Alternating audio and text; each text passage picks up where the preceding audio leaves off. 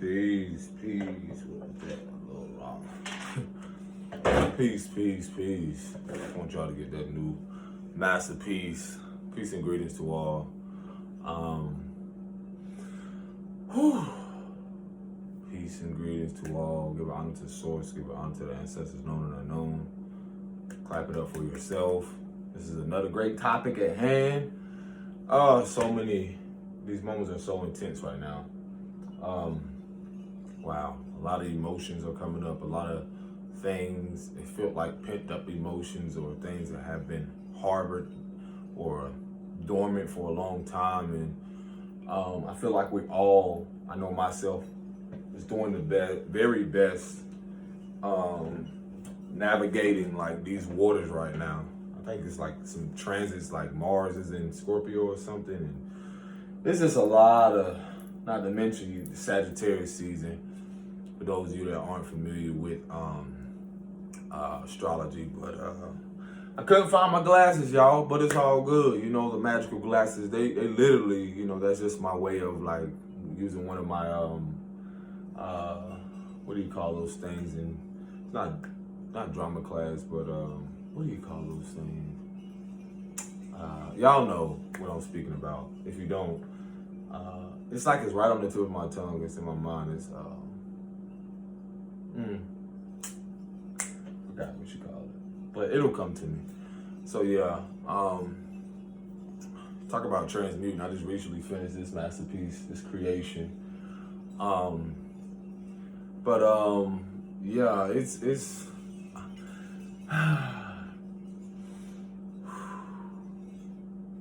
bully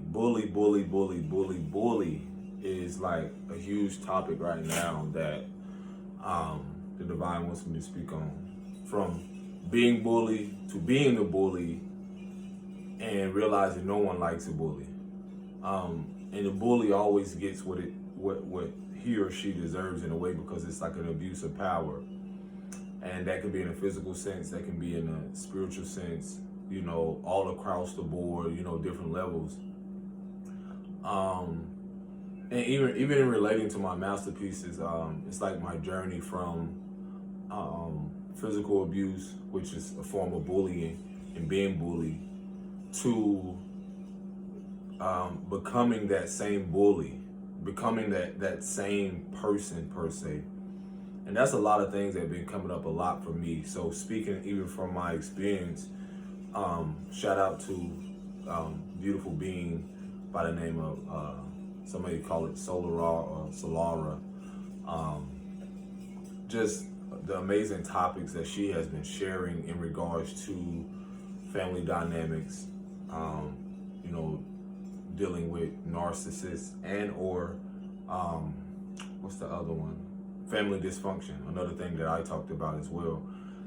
And like, kudos to people who can actually have the courage to speak about those things, because it's not easy, and it's not something that everyone has the courage to speak of, because again, a lot of those dynamics is connected to the fear of stepping out of the comfort zone, and or people having preyed on your childhood wounding so much that we have deemed these things as normal.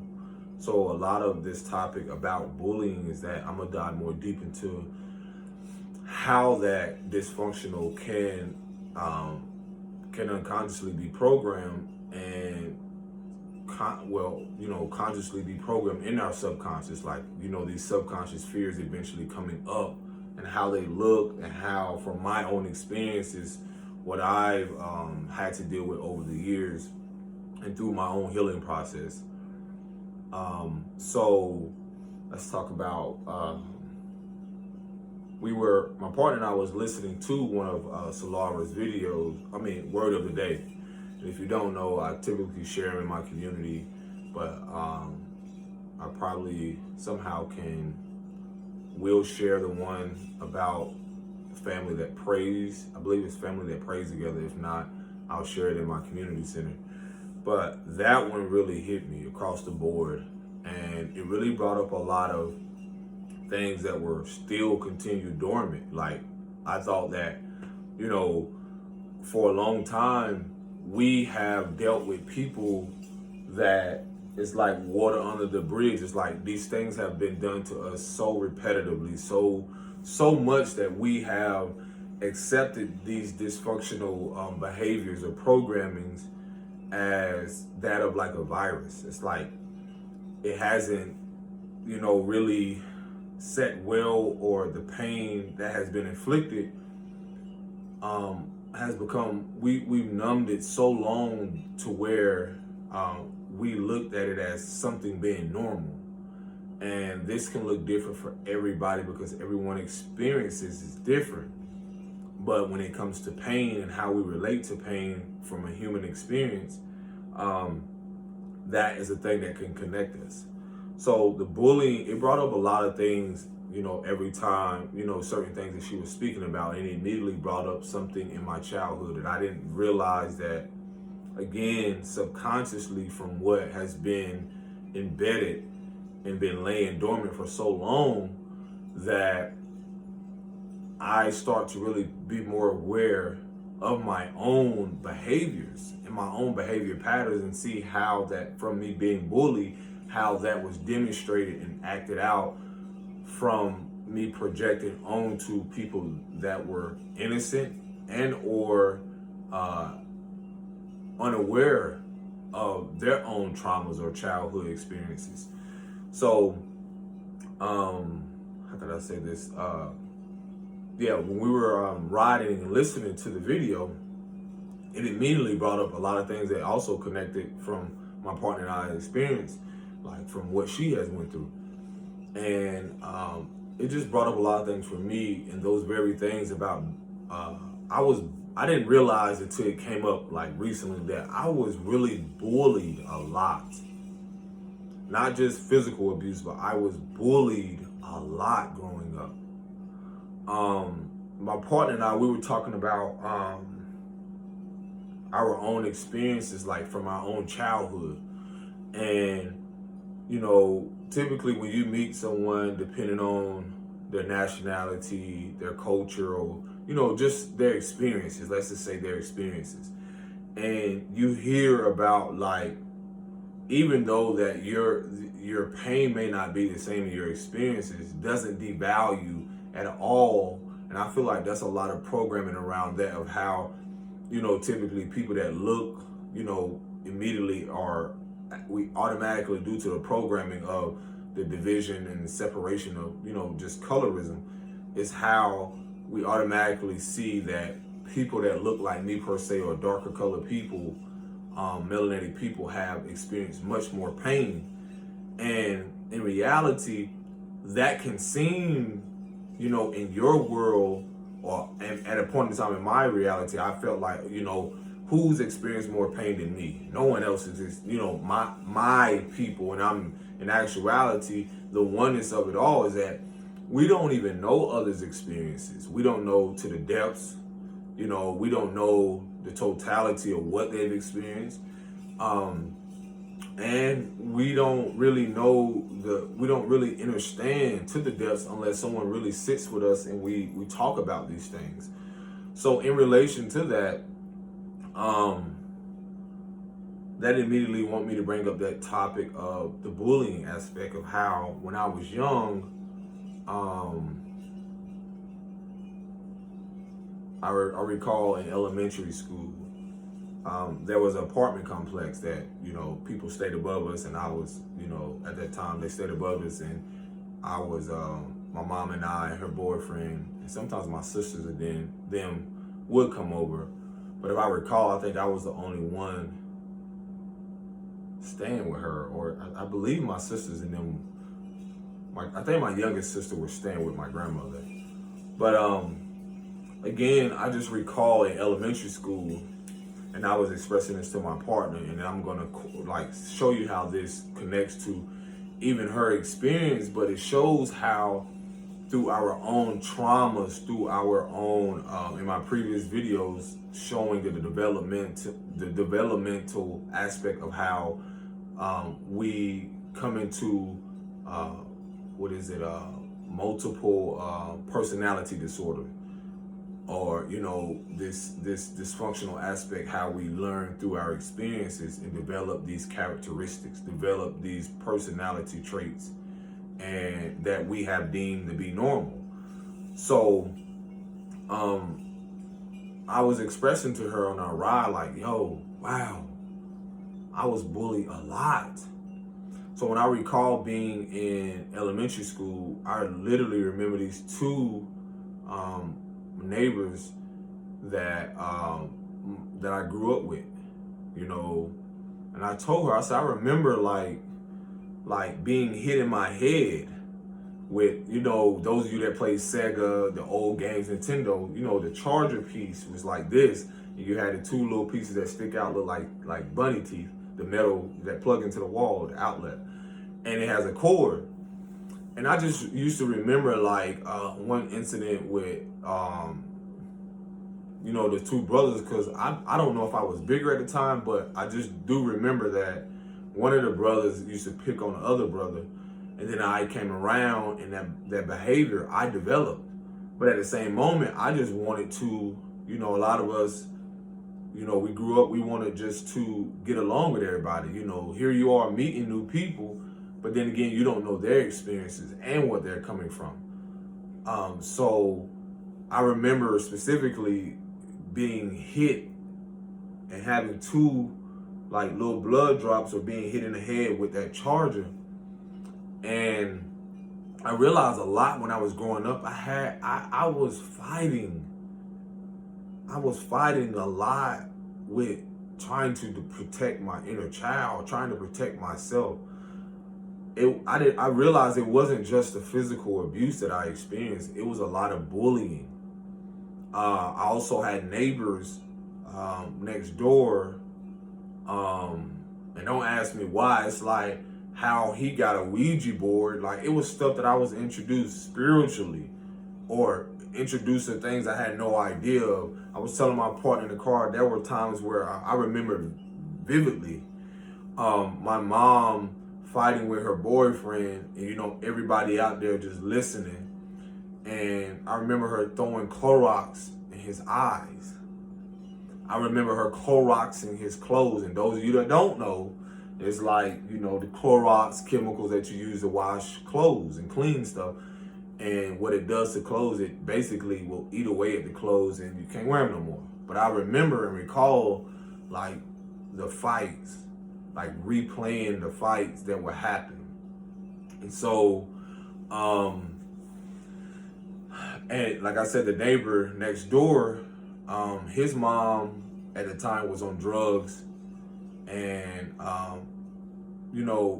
lot of us was around weed, smoke, and you're not realizing, sometimes those of you do know that when you're inhaling this weed, you're inhaling the fact of you can possibly get high, especially if your immune system, when you're young at an early age, you're not aware what you're around and what you're being introduced, open up to, and more so being exposed to. That's the word. A lot of us was exposed to these dysfunctional behaviors at a young age.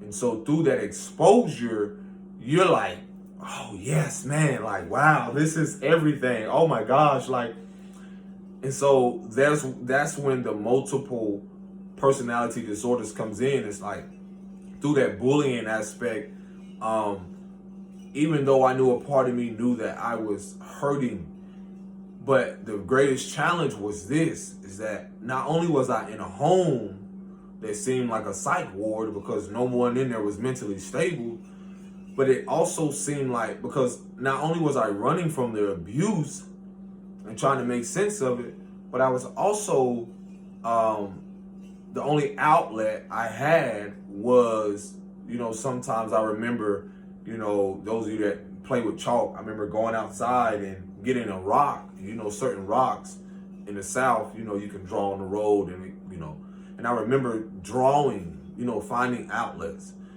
finding things to try, to bring some type of balance. Then on the other side, we had a neighbor, which I was telling my partner, it's crazy, but the guy my mom dated at the time, the stepdad or whatever you want to call, His father lived not even 30, 50 feet away.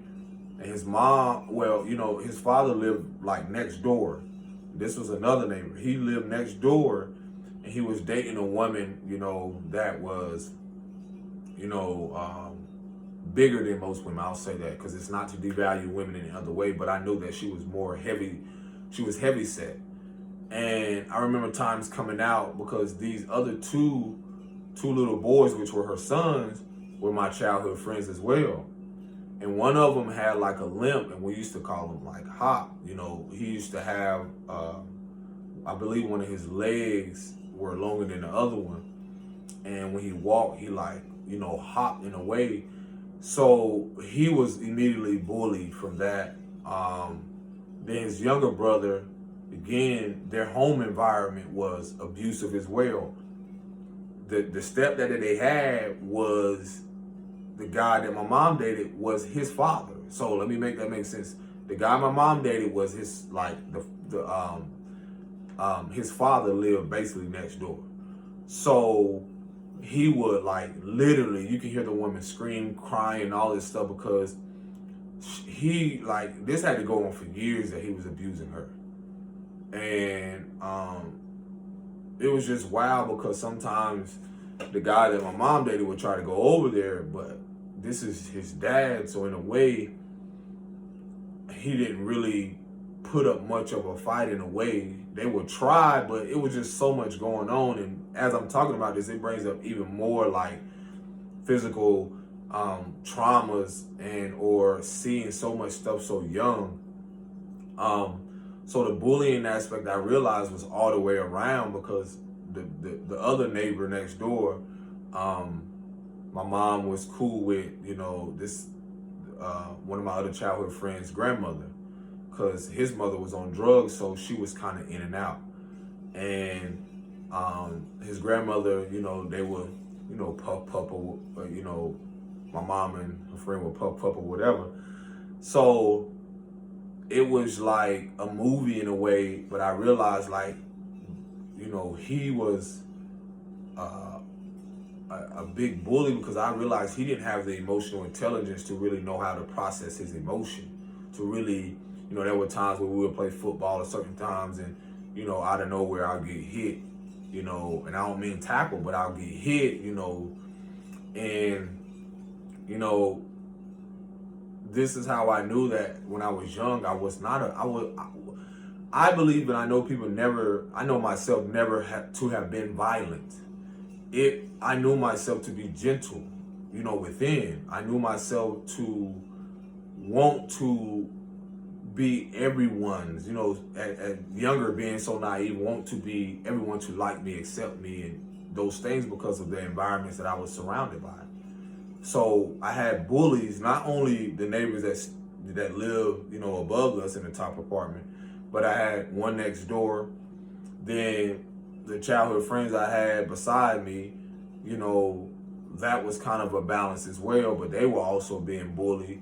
Then I was learning this behavior to bully others, and so there were times where, one of the next door neighbors, one of my childhood friends at the time, he had another cousin, and his dad was in and out of prison, and he came over there, and I remember like there were times where I would get jumped a lot growing up. And this was real young. So I realized like then I saw this behavior that I start to see.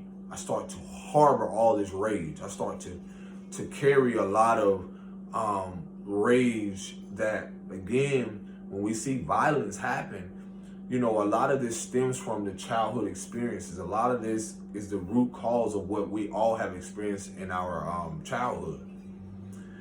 And so these personas that we've saw through all these other people, in some way, whether unconsciously or consciously, we have taken it on. We have, whether we know it or not. And this is where self-awareness comes into, because we don't realize like how much we have soaked up, taken on from other people.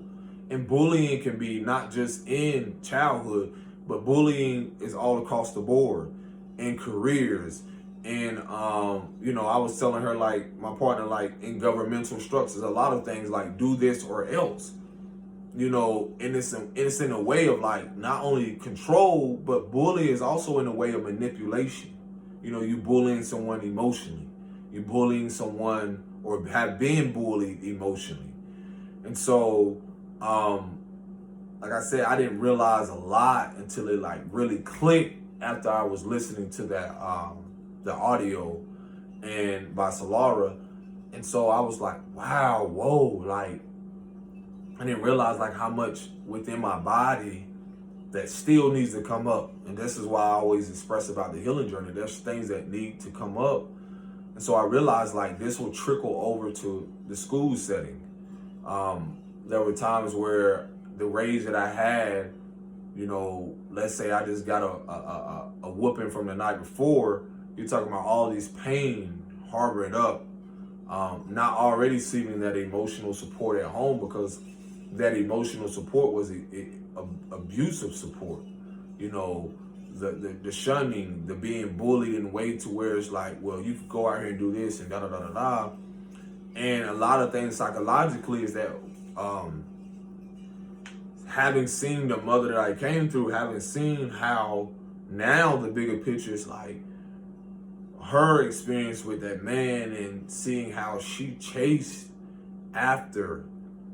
And basically, I was just fending for myself. Like sometimes there were me, and it wasn't always like this. This is sometimes there were me going out into the neighborhood or going to do stuff, and here I am, you know, just trying to, whether consciously or not, trying to find an outlet to be loved, because the environments where I was in at the time, it was just centered around abuse, bullying, emotional manipulation, drugs, you know, a lot of things that, again, this may sound, oh, that's so normal to people who, and in reality, it's not normal. We just, you talk about a world that has this thing, is just assumed like, oh, this is normal, but in reality, a lot of these addictions and a lot of things that happen, and you see our caregivers go through, is because when you look at the root of what they've experienced as well, they've been bullied in their environments. They've been attacked, you know, in so many different ways, and we are just the scapegoat of that. And so this trickled down to when I was in school, and I was expressing to my partner how I also was bullied there. And, you know, I remember by specific certain people, because at the time I was small, I wasn't as bigger as I was now. And I was just naturally, I remember one time, it's funny now, but it's like, it's traumatic. This one guy I knew, he was much bigger than a lot of us, but he was a bully. And I remember one time, like, I was trying to stand up for myself, and I remember vividly him, like, taking my head and hitting it on the computer, like the computer screen or a printer or something, just because I like try to stand up for myself. And when I realized in these upbringings, you can easily see the kids who have grew up in environments where they were bullied and or like abused a lot. So a lot of our outlets will come through sports typically. That's why you will see a lot of people who are bullied will take their rage and anger into these environments, but without no emotional support.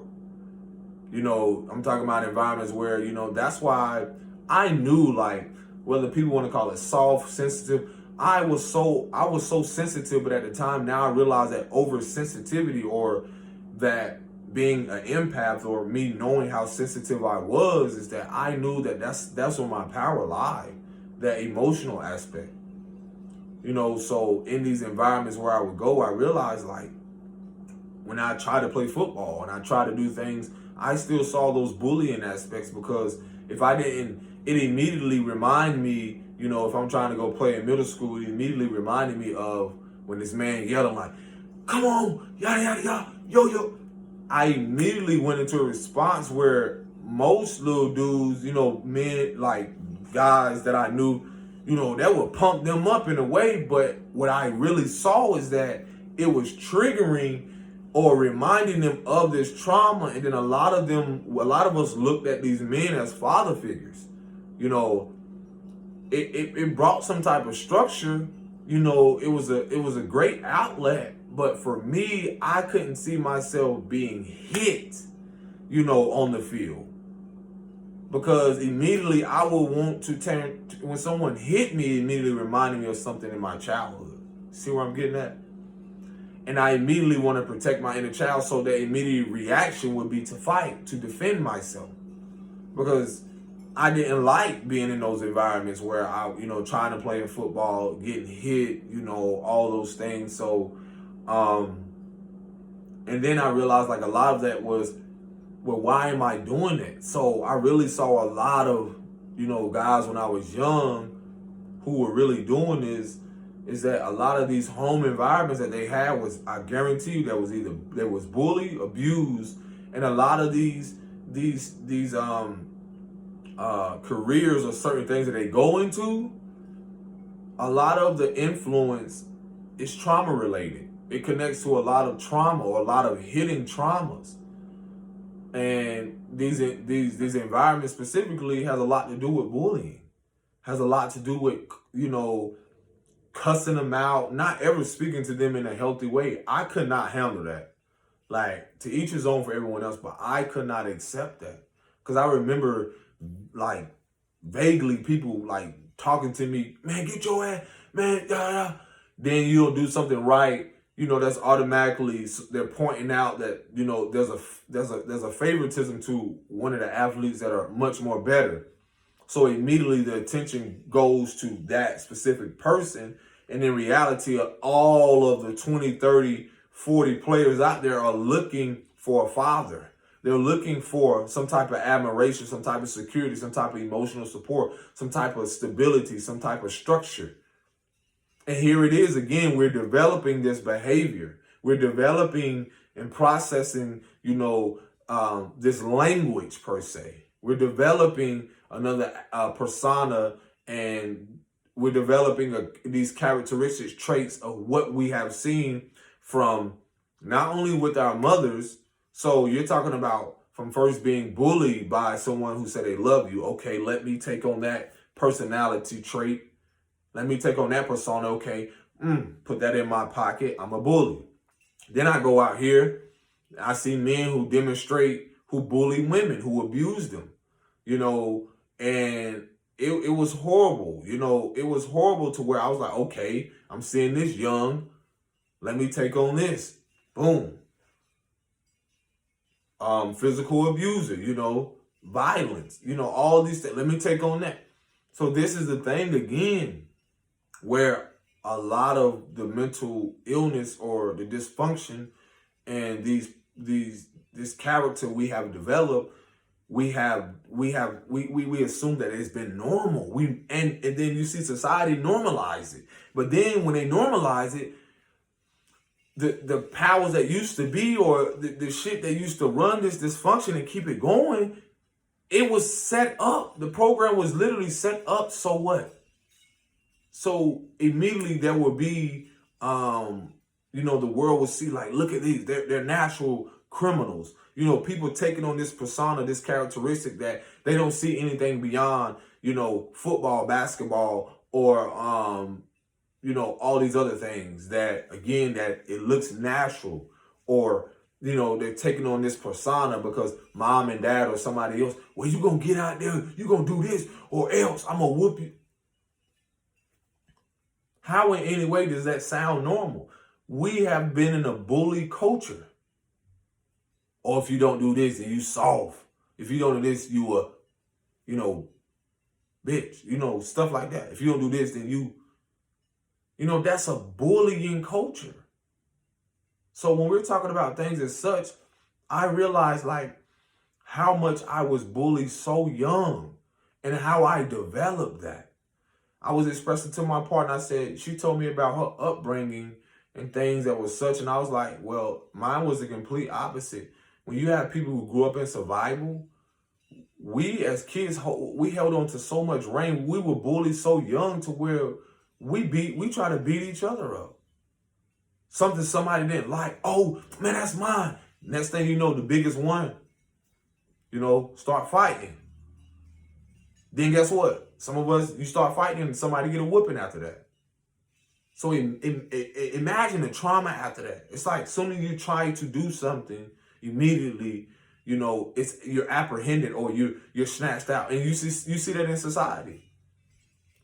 It's like we don't want to take into account that this is what we have, we breeded this.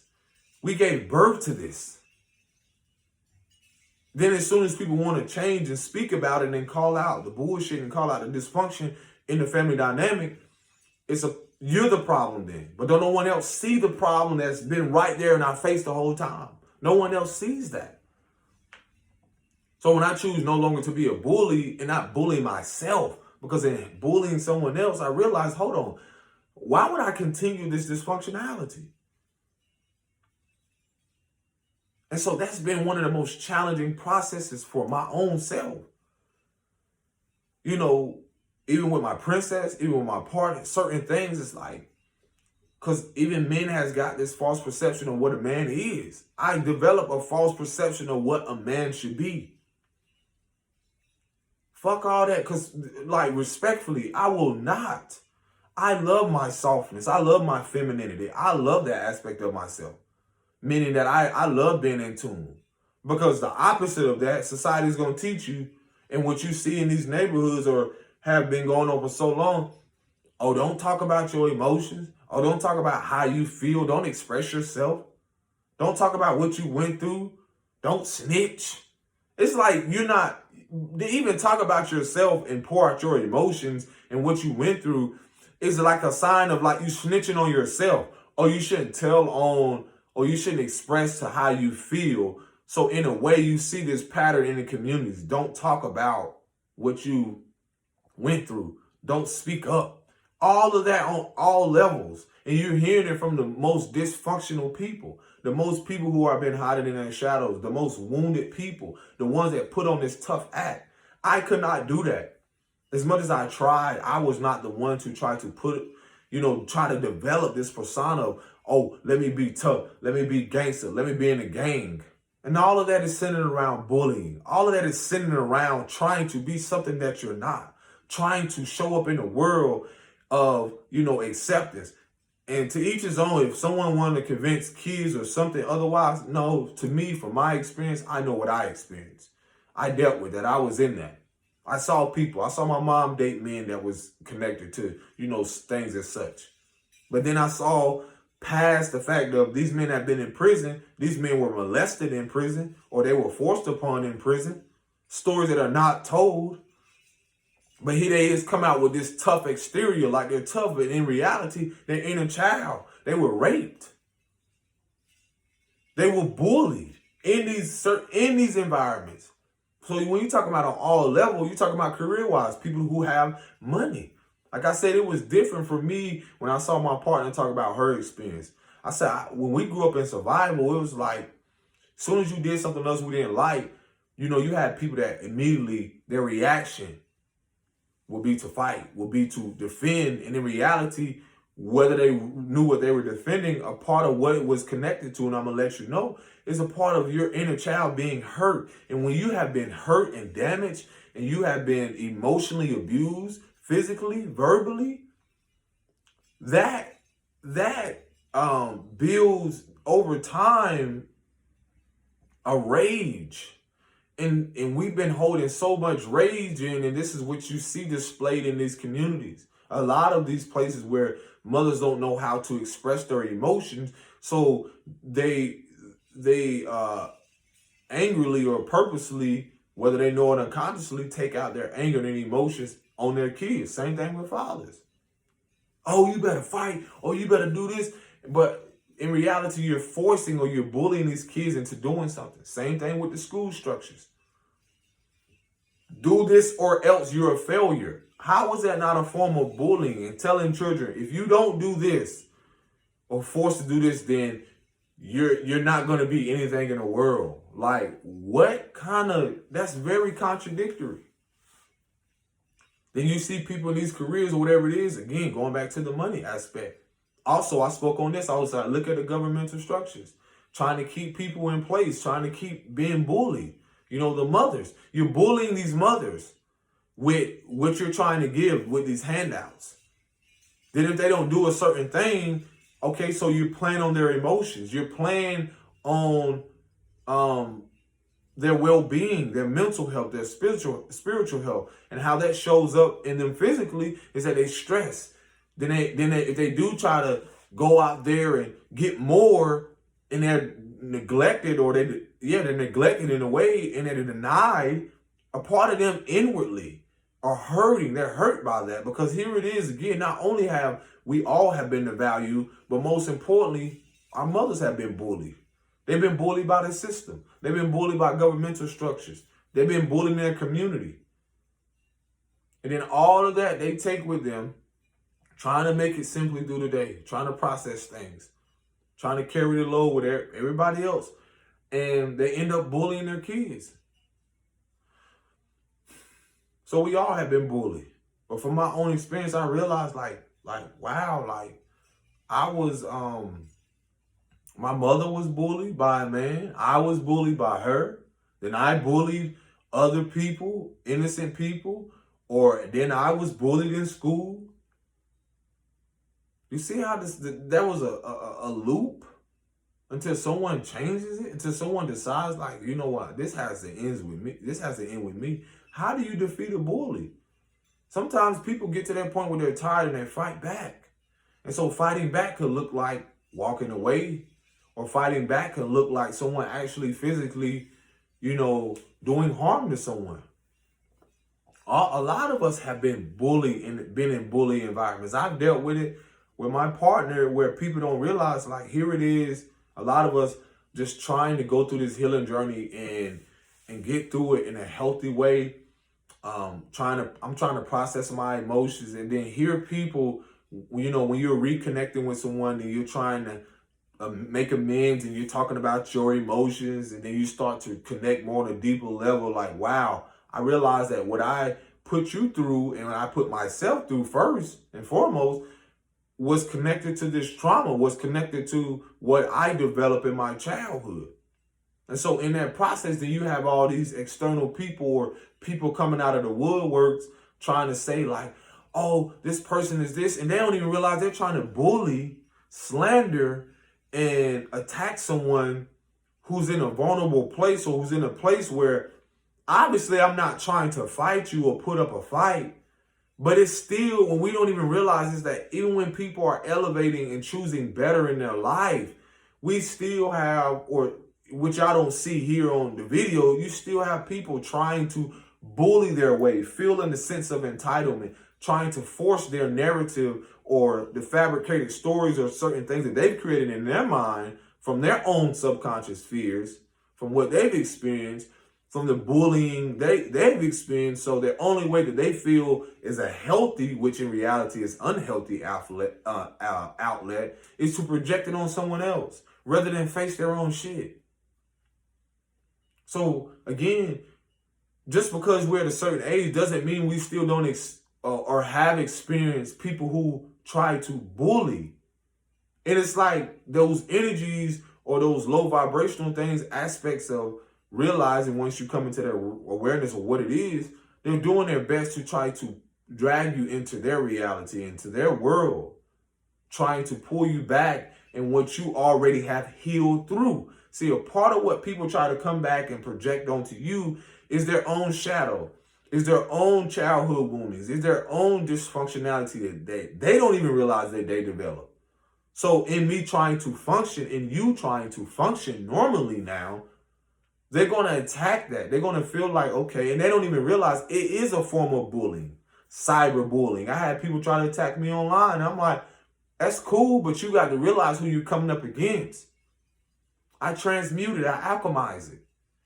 But when I was that child and when I experienced things and I developed these behaviors, not knowing at that moment, being self-aware, yes, I can take into account. Yes, I can accept that I hurt people because I was hurting. Yes, I can accept and have come to peace and come to terms with that. I'm not looking for no one else. And that's why I feel like a lot of challenges for a lot of people in this human experience is that we're looking for certain people to accept and see that we have healed. That is not your priority. You have to see you first. And that's the greatest challenge, is because we get too caught up in that narrative of like we gotta let mom and dad or the people that hurt us the most or did these things like, oh, I want you to see me. I want you to see me. Hey, see me. Hey, I'm doing better. Hey, I'm much better. But in reality, your higher power, who you're connected to, you were already given the tools. They were given the tools. So while they're not trying to clap for you on your way up and they're trying to drag you down and prey on your woundings, even still, at whatever age that you are, it's very vital for you to see where you are and to see your growth, because you've always been growing. So I still see the bullying because these people have been bullied. And so the only way for them to get an outlet is to try to come at me, try to do certain things. And I realize like that version of me that people are holding on to, or the version of me I've already accepted. I've already learned to embrace. I had to see the polarity again. My mom was bullied, and she was bullying probably in her childhood. She developed those characteristic traits. She thought that was normal. That's the dysfunction. That's the mental health that we are overlooking. A lot of what we all have learned and developed, not only just through our first 3 years, you're talking about the first 7 years are vital for a child. The first traumas and the first things, you can research this, the child development, we learn and I feel spiritually, whatever's going on with our mom in the womb, we develop in these things. When you're talking about the emotional aspect, when you're talking about whatever she's experienced in that process before birthing you. Then, not to mention, in that process, is a father there? Does she have structure? Did we have balance when we came into this home? You know what I'm saying? See, there's a lot to do with not just being bullied. You're talking about from environments, the Section 8 and all these other things that, again, people may not know nothing about. These are structures that have been purposely or at a time was put in place, these foundations, centered around control, emotionally, mentally, physically. And all of that is a form of bullying in which we have developed that. And now no longer accepting. So being a rebel and being a phoenix rising from that, all of that has to be destroyed. So it's not about being liked and accepted. I realized that these people who bullied me and I was bullying them, the people that bullied me obviously didn't like something about themselves. So I was the scapegoat. So in being that scapegoat, I realized like how much they were trying to hinder my growth. There's specific things that was said in the audio by Solara that really pointed out. And I was like, wow, certain things dealing with people who had money or people who would do certain things so that, you know, that person that was a scapegoat wouldn't ascend or come into their own interdependence or independence, you know, whether financially, in the security of self. It's a lot that goes in with it. And I realized like, wow. And I can tie that to, I can connect it to like the child support, the certain Section 8 foundations, a lot of things where, this my home. If you don't like this, you can get out. Just the mental things where it's like you're trying to process this and you're unconsciously not realizing how codependent you have been on this person, and not that codependency was developed through dysfunction. You're talking about being codependent on someone dysfunctionally, in a dysfunctional way, trying to be rely on them for your emotional support and then not ever come because, here they are in this narcissistic or, in this state of trying to tower over you, or I'm your mom, I'm your dad, and use that as this God complex, as this false narrative or this false perception of what a mother and her father should be, because they don't know what their value is. And so reality, they bully you, and they don't realize that they had a responsibility to teaching you what your value was outside of what you think when it comes to financial and other things. They don't, and this is the thing that a lot of us now no longer being a scapegoat and breaking free from this. Again, not just being a bully and a scapegoat, a lot of things come with that. I realized, like, hold on, and part of being a generational curse breaker, I have to decide when this stops. And see, when that comes, this is when the people, again, that we have naturally been codependent on, you know, through our traumas, through our dysfunction, and they're continuously trying to do things. Like, I can speak for myself, it's like not just the child support things, but again, the home environment, where I knew that certain things would happen, or certain things were like, you know, there was environments where I would see my mom at that time will antagonize someone into, you know, anger or into frustration to get attention. Then I developed that dysfunction, where I realized, like, the wounded aspect of me that I developed from the wounded mother, whether the bullying, the emotional manipulation, things as such, at that moment, I was carrying this on into relationships. I was developing this into relationships, whether I knew it consciously or unconsciously. I was like, hold on. I would do things purposefully to get a reaction. And that's why you see a lot of men that won't talk about this, that are wounded, that they will naturally do things to get attention from that woman. And in reality, the woman that probably is wounded through her experience, through her childhood experience, she's going to naturally mother him. She's going to naturally smother him in a way, because that's all he has known. And through his subconscious fears, through what we have been programmed in our subconscious, we have taken on this role or identity, this persona, in a way, like this is what a relationship is. This is what a relationship should be like. Dysfunctionality, hurt people hurting people, wounded people wounding each other, even much more, not allowing anything to heal. So I had, at a point in time, had to find a solution. Even at this age of being 34, I had to realize, like, whoa, it stops here. I had to recognize the bullies in my life. And I had to, you know, stand up to those bullies. I had to have conversations with my mother and stand up and let her know, you will no longer bully me. Like, I am not those men that you experience those things with. I've had this conversation with her. I am not those men. And I will no longer go through this. Because when my princess came in, it changed my whole trajectory, changed my whole perception on life. Because I realized that what my mother was so significant, which most men miss out on, whether they have kids or not, is that they ignore who the first bully was. They ignore who was the first, how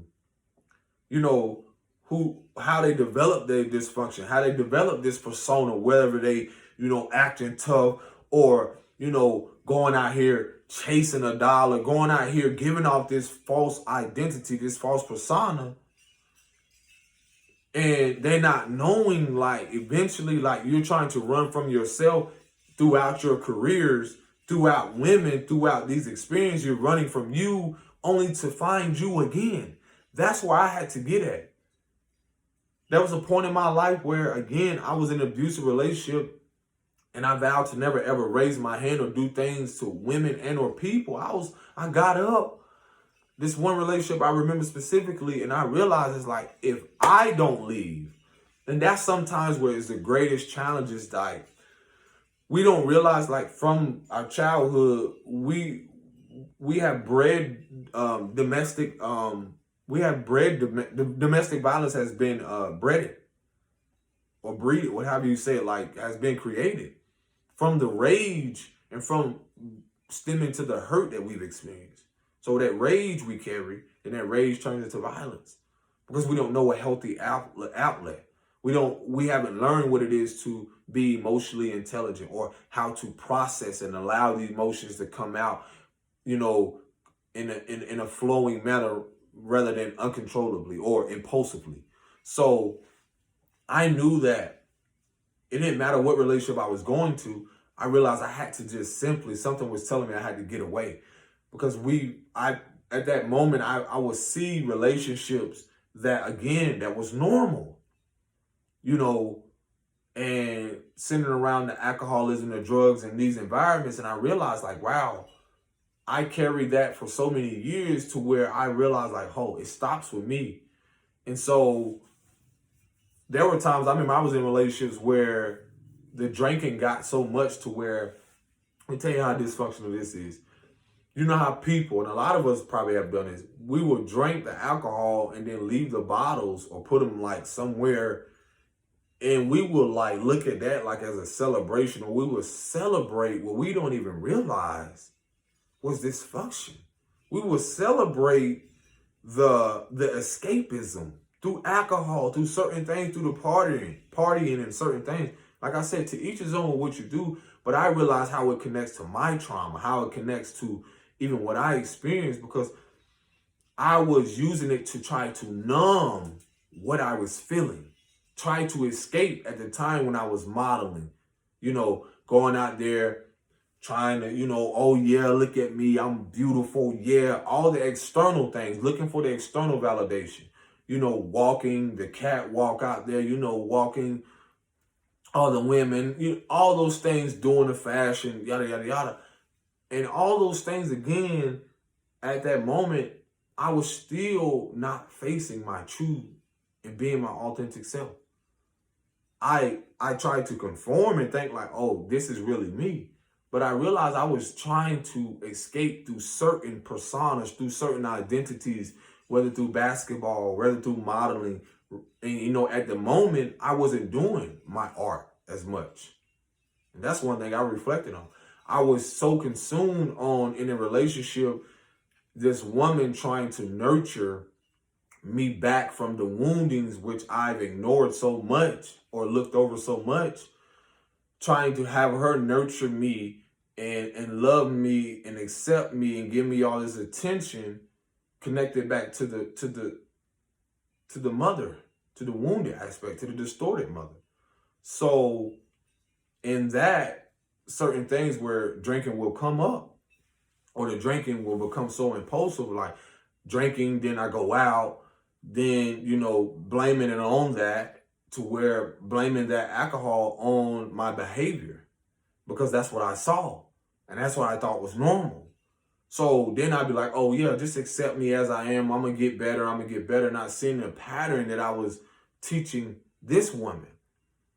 Then if she don't know how to heal, guess what she does? Go to the next man and reiterate that and repeat that. See where I'm getting at? And it's like, we don't even catch how long this has been going on.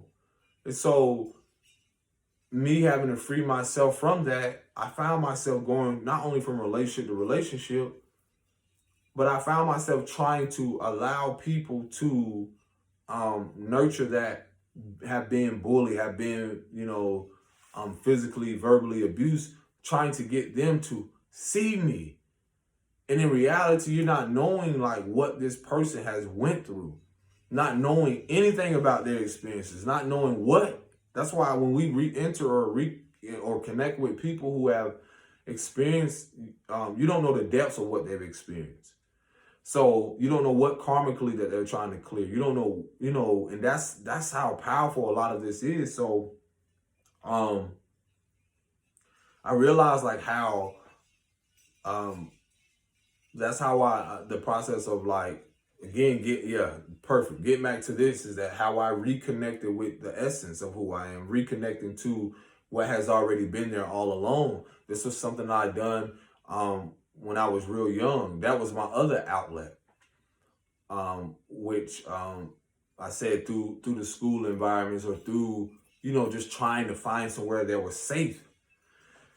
And when I will, sometimes I was so elated or so excited just to go to the school, even though I knew that psychologically, like, it wasn't something um that I can conform to, it was more so how the women there, the teachers that will speak to me in a healthy way, that will calmly talk to me, because I didn't receive that at home. So I can relate that to certain relationships where you see a lot of men who um are seeking and searching for peace, and you see them go to relationships. Here it is to our women, both women and men, but especially I can speak for men because a lot of women don't really aren't aware. I'm going to drop a gem on you. When being that we grew up in these dysfunctional environments where there wasn't a lot of peace, that's the very thing that we're seeking. You know, these men may try to mask and have this false persona or identity through their money and through whatever they have, but deep down, they're trying to find this peace again that only the divine or the creator, most high, whatever you want to title it as, has given us before we came into this fucked up society, or the environments. There's a peace within us all that most are at war with themselves. Like they're not they're trying to find it. And that's what this love, this authenticity that you see that's trending a lot. Because what I feel the highest frequency of truth and authenticity is more so not just love, it's more so like being authentic is that you can be you to the core and be at peace with that unapologetically, without allowing other people in their worlds or whatever their experience to disrupt your peace. That's what I feel authenticity is that when you can be who you are to the core and return to that and not try to be like anyone else or take on anyone else's narrative of what you should be. Because in that, it will create disorder, dysfunction, dis-ease in a way. It will create something that that's not true to you, your authentic self, your higher self, your inner child. And so that's the healing process of what we're trying to learn and reestablish and being restored with.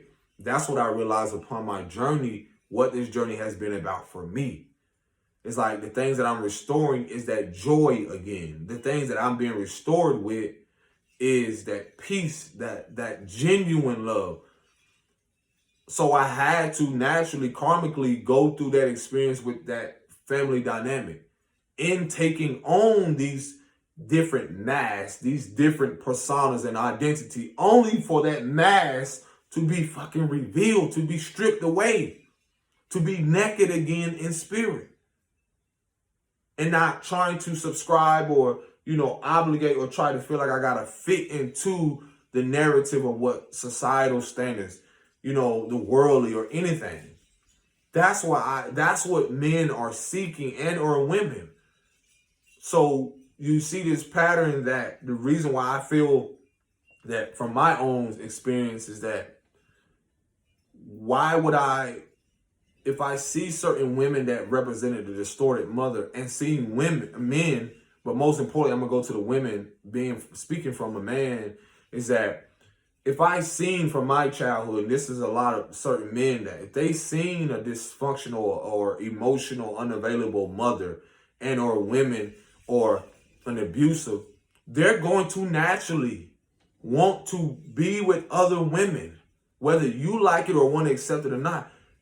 As soon as you give him, or as soon as you remind him of something that triggers or alter his mind state of, him being where he was as a child, there's going to naturally be a fight or flight. And this is from experience. Soon as, like, I'm telling you, I told my partner that I was like, soon as I see something, a yelling, or there isn't peace, or, even where my daughter has cried, it's certain things where on my journey, I have just been trying to be in an environment where it's just peaceful. It's silence. A lot of our souls and a lot of our spirit as men and women, but men, I know myself, it's like to even be away from hearing about the world or people outside of me trying to tell me what I should be, what I should be doing. And I was expressing to her, like, you're talking about being verbally abused, physically, mentally, and all like that. And then realizing what I've also done into people, inflicted, and what, inflicted onto myself, inflicted onto other people, whether consciously or unconsciously, and accepting that. The peace that you have to come with that. Then you have people, when you come to accepting this and making peace with it, they come and try and steal this, learning to try to block that out. And, some may say meditation, or just simply breathe and allow these people to say what they're going to say, make up any narrative, let them create whatever it is, and still be at peace. Still be able to breathe, still be able to rest at night, not fearing not only the subconscious fears coming up from your childhood, but not fearing, the external people and their shit that they're dealing with to try to attack you, to project onto you. Being at peace where you can be authentic, to learn how to transmute it, to learn how to alchemize it, transmute it. With all the naysayers and all like that. These men, and I'm telling you from experience, the reason why and this is just authenticity. It's like when I've been in environments where, cussing and all like this, or I feel at that time I'm not getting the emotional support, or I'm not getting, which we're all kind of trying to seek or balance out, is reciprocity. Women do it too. We all have done it because we have learned this in our childhood. We don't realize that. Think about if I was bullied or we were abused or something, your soul or your natural, to balance things, you're going to look for the opposite of that. You're not going to go out there, because sometimes unconsciously, this is what we've done. We unconsciously will go out there and think that's what we want and need. But what has happened is that deep down in our soul, we need balance, we need security, we need genuine love.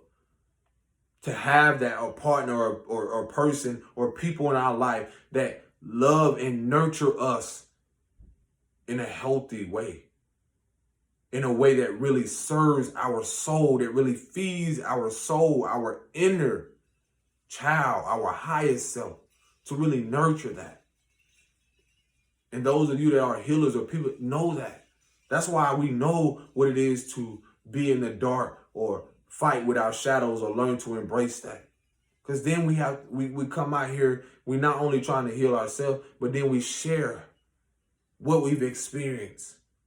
The news.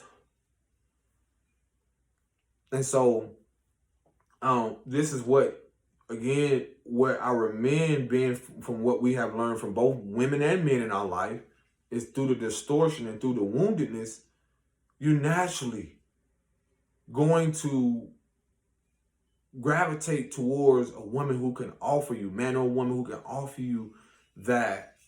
And it's not to, don't like, be discerning, because again, just because someone can dress it up a certain way, you never know internally, have they really have faced their shadow. And I believe that's what a lot of us now, those that have been in hermit mode, those that have been in alignment, would be able to discern and see that, hold on, okay, first and foremost, is this person really trying to just come in and try to pull on my energy, or really just trying to, trying to pull the wool over my eyes in a way.